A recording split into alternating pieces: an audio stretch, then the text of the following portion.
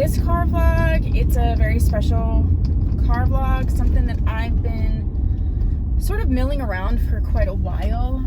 It was definitely a car vlog where I needed a little bit more time. So I'm on my way to go shopping with my mom for Christmas. So I thought this would be a good time to, you know, go ahead and do this video. This is Miss Alpine Meadow from Model. I have a review on her. I just love this wig. It's an older wig.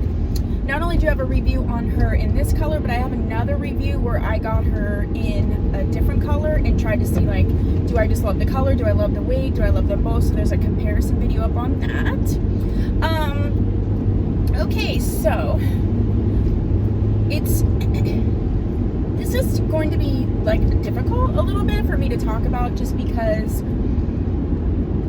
I guess when I started my YouTube channel, I was prepared for, you know, getting negative comments and things like that. I sort of prepared myself for that. It's so freezing. Sorry, I have to turn on my heat for a minute. But I've only really ever received 2 negative comments, 3. 2 from one person and 1 from another. One person just said I wasn't pretty, which is fine. Beauty's subjective. I don't care. I'm 42. No offense, but, like,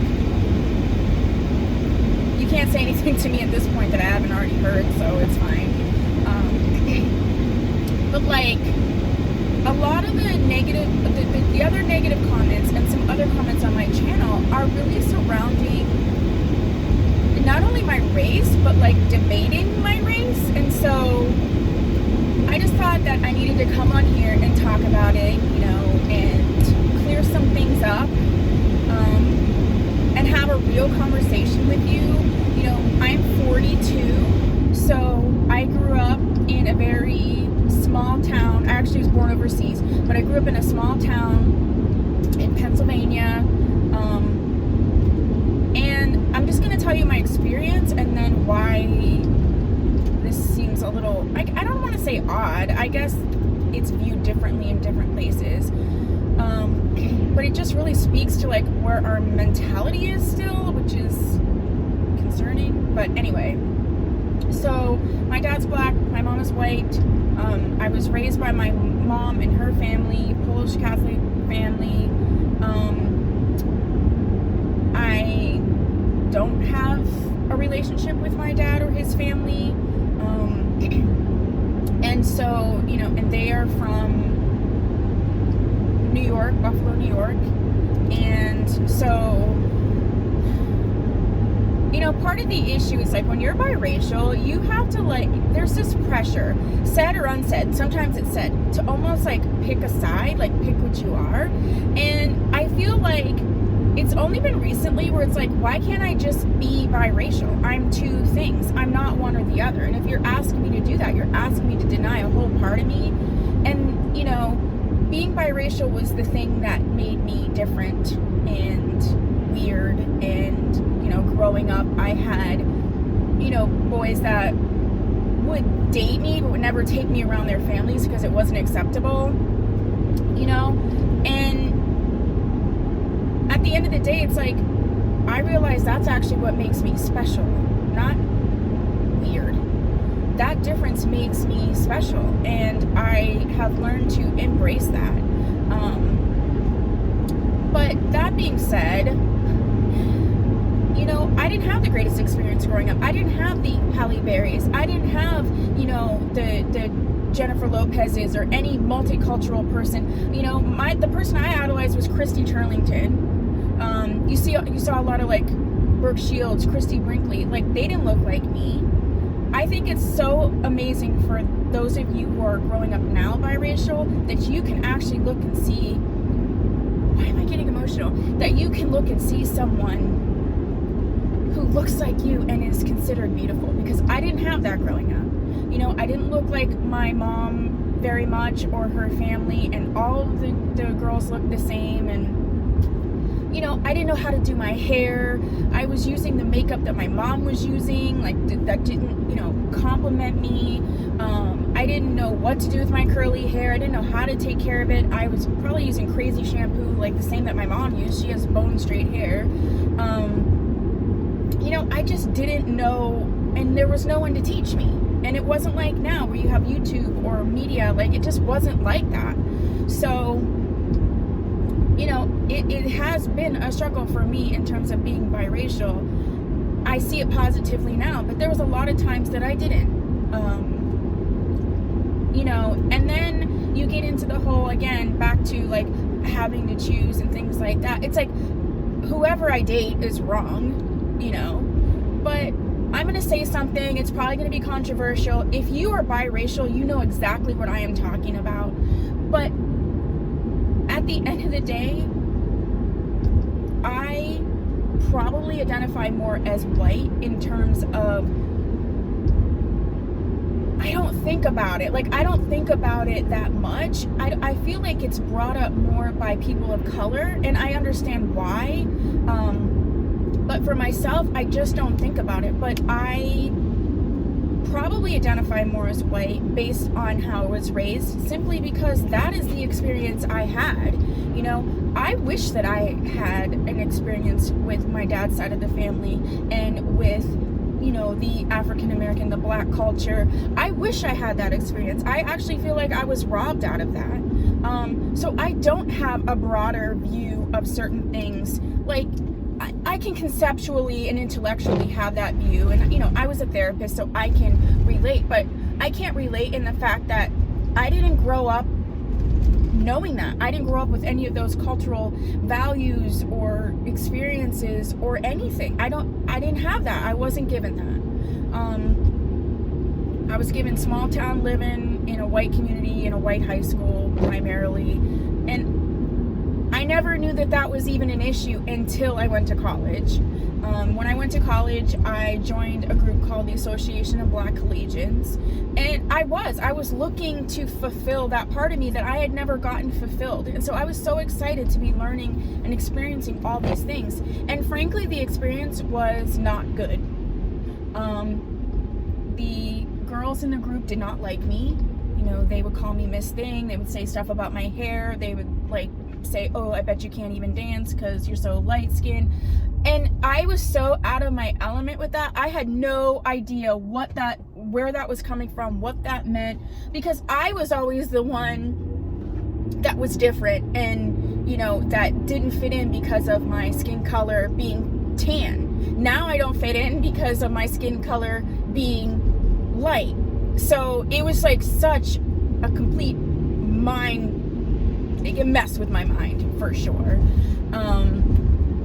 You know, and then I had comments from some of the boys in the group, you know, that I needed to eat soul food, and like just commenting. I was very thin at that point, but commenting on my body, that it wasn't like, I guess, black enough. I don't even know. Like, I didn't really understand, and I had to look back on those situations and formulate opinions, because at the time I was just so taken aback that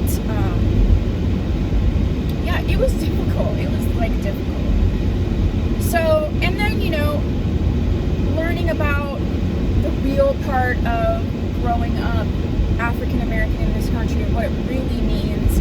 Do I have that experience?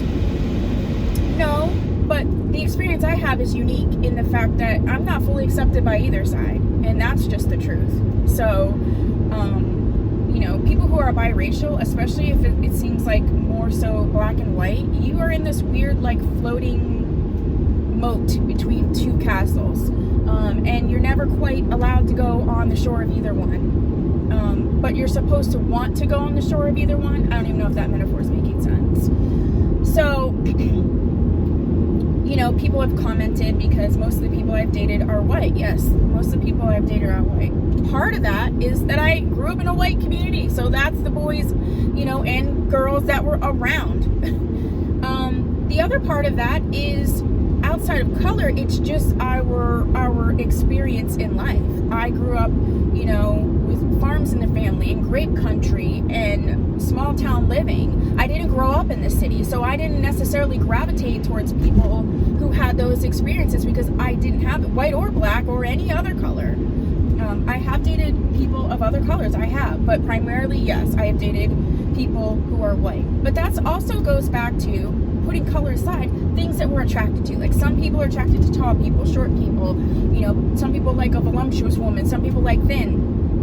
You know, it's not like that's the end all be all, but your initial attraction, my initial attraction to people, I am attracted to people with light eyes and light hair, even sort of like red, like this color, auburn hair, light eyes. My son is blonde hair, blue eyed, like his dad was blue eyed. That is what my brain decided was most attractive in terms of, you know, physical attraction that I have for a person. I love light eyes. I just do. Not to say that I don't, you know, I've been with people who didn't have blue eyes. Rarely though, which is interesting. But that's what I'm, you know, attracted to. So there aren't a lot of, I mean, there's no full African American or person of color that has blue eyes if you're 100%. That's just not a thing. You know, you get that because there is some type of mix. So then, like, going back to, you know, the other part of this, it's kind of like people are saying I'm too light, I'm definitely white, I'm this, I'm that, you know, I'm not black enough to be wearing wigs. It's like, first of all, I'm tired of hearing that, to be honest. Now I'm getting sassy. I'm tired of hearing that only certain women can wear wigs. Because guess what? I have alopecia, and my mom has alopecia, and other people women that I know who are white lose their hair or have chemotherapy. And what? They're supposed to only run around with a freaking scarf and a hat. They can't wear a wig. That's absurd. You know, like, it's not a cultural appropriation situation. It's just not. People have been wearing wigs since the dawn of time, okay? Medieval ages, like, all those people wore wigs, all right? A lot of them shave their head, and that's a whole nother topic of why they would be shaving their head. But my point is, that's something, like, I'm not even gonna address that anymore, because whatever color you are, you should be able to wear a wig, and if you want it to look natural, you should have wig options that are natural. And guess what? If you want to wear purple hair, I don't care who you are, what color you are, what age you are, like, enough. So, I'm done on the soapbox for that. I do have some subbies that have really sort of gone to bat for me. You know who you are. Mostly are biracial too, so they get it. I appreciate that. I don't want any more, like, I don't want you to feel like you have to go to bat and that you have to argue for me. Someone's gonna see what they're gonna see, and that's all there is to it. And I'm fine with that.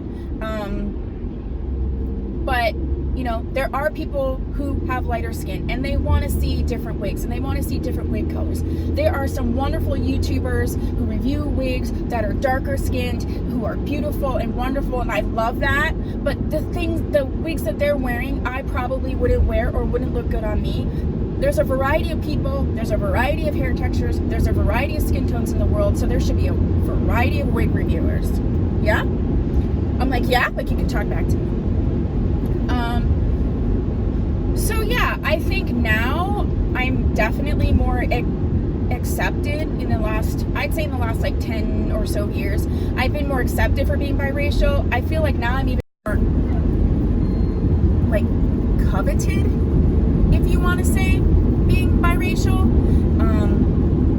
I guess just because society has changed, like, people who did not find me attractive 20 years ago are thinking I'm like the most beautiful thing in the world, which again, that's another mind mess, because I'm like, you wouldn't date me because of my color, but now you want to date me and you think I'm so beautiful because of my color. So that like annoys me, but that's a whole nother situation.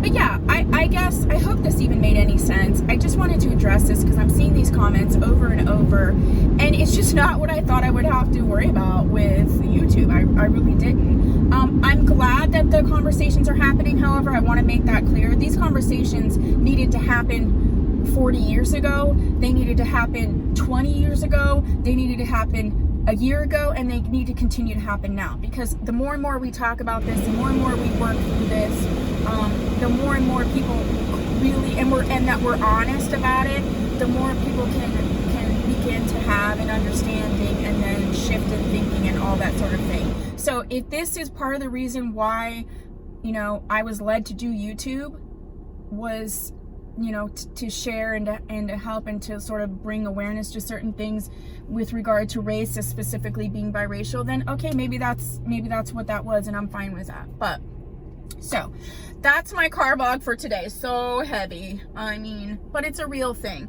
If you are, not just if you are biracial, but specifically if you're biracial, please, comment down below any thoughts or feelings or things that you agree with, you don't agree with down below.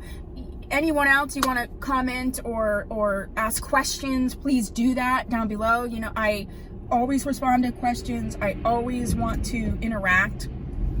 That's the point of my channel. I don't care what color you are, what shape, what size. There's always someone that's going to find it beautiful, and there's always someone that's going to say it's not. So what's important is that you know that you are beautiful and that you are wonderful. And if someone doesn't accept that, then you need to look for the person that does. And that's just all there is to it. And I hope that this was helpful. I hope you have a wonderful, wonderful day. I hope you have an amazing holiday. And if you haven't subscribed, please consider doing so. And if you have, I appreciate you. I thank you so much. I'm here at Starbucks, so I'm gonna get a little drink. Oh, put down below what your favorite Starbucks drink is. If you're still watching, I wanna know what your favorite Starbucks drink. Right now, I'm on a chestnut praline with almond milk and whipped cream. So that's what I'm on right now. Thank you so much. I will see you in the next video. Bye.